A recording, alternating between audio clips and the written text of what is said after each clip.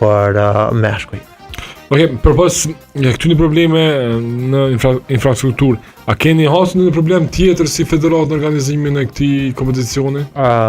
Jo, realisht të them të drejtën, jo lërek. I përmena edhe institucionet të cilat vazhdimisht i qëndrojnë edhe i lehtësojnë jo veç federatës së handbollit, po të gjitha federatave ju mundsojnë. Normalisht se është mundësia më e mirë e promovimit të shtetit, por puna e infrastrukturës, puna e palestrave në Prishtinë është një shkaktar i cili po stagnon, pasi që kemi qenë kandidat edhe për me marrë edhe evente tjera ndërkombëtare, të cilat investime bëhen direkt në përfitimet e shtetit, në përgjegjësi të shtetit, por edhe të vetë sportistëve të cilët marrin pjesë në për këto aktivitete ndërkombëtare. Okej, dalim tek kombëtarja e Kosovës në handball, tek konkurrenca me kombëtarja A e kam fjalën. Ditë më parë është publikuar dhe lista prej 18 lojtarëve, ku përbëhet nga Dominik Palushi, Valen Dedaj, Arti Luzha, Kushtrim Ninaj, Mali Luzha, Luet Çuni, Dylan Tajruka, Lulzim Shabani, Haris Berisha, Byera Musa, Jan Muçulli, Leonard Gegaj, Ran Ramadani, Egzan Gjuka, Lionel Mirdita, Matej Thaçi, Liridan Zena dhe Drenit Tahir Ukaj.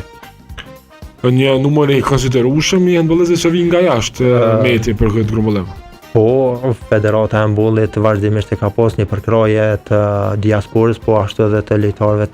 që vijnë nga jashtë. Ku një pjesë e tyre janë transferuar nga Liga e Kosovës, si Drilan Drenit Vllazërit Tahir Ukaj, po ashtu edhe Bujara Mosaj, Haris Berisha, janë 5 lojtarë që janë transferuar. Në këtë listë mungojnë edhe pivotmeni Kastriet Jupa dhe Arbias Kastrioti ka pasur, po ka qenë është pej lojtarëve kyç të kombëtarës Kosovës dhe i cili ka më së shumti ndeshje të zhvilluara në kombëtarën e Kosovës, mungon për shkak të është një mungesë e madhe, mungon përvoja e tinaj, ka një lëndim, ka kputur ligamentet dhe kështu deri në vitin e ardhshëm do të jetë jashtë fushës, po ashtu edhe Arbias Mushkula që tani mbron ngjyrat e Rahovecit, edhe ai do të jetë një mungesë. Në përgjithësi grupi është i kompletuar dhe mendoj që synojmë që me këtë grup që të arrijmë rezultat pozitiv ndaj Ukrainës, e cila dihet me problemet e cilat gjendet si shtet dhe vazhdimisht zhvillon ndeshjet jashtë shtetit, por normalisht që ka kualitetin e madh, duke ditur se 90% të lojtarëve luajnë në liga dhe në ekipe të forta. Konsiderohet si një ndeshje vendimtare për kualifikim tutje? Po, gjithsesi, kombëtarja e Kosovës vazhdimisht ka shfaqur ndeshje të mira sa ka luajtur në Pallatin e Rinisë dhe në përgjithësi në Prishtinë, duke ditur se plot kombëtare si Holanda, Polonia, top kombëtare kanë humbur pikë këtu në Prishtinë. Mendoj që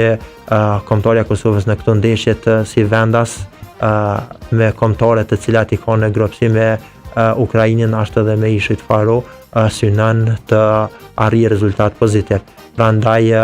i ftoj të gjithë dashamirët e handbollit e sportit në përgjithësi që në numër sa më të madh të vinë të përkrajnë kombëtarën e Kosovës, pasi që do të jetë një mundësi shumë e mirë që të realizohet një ëndër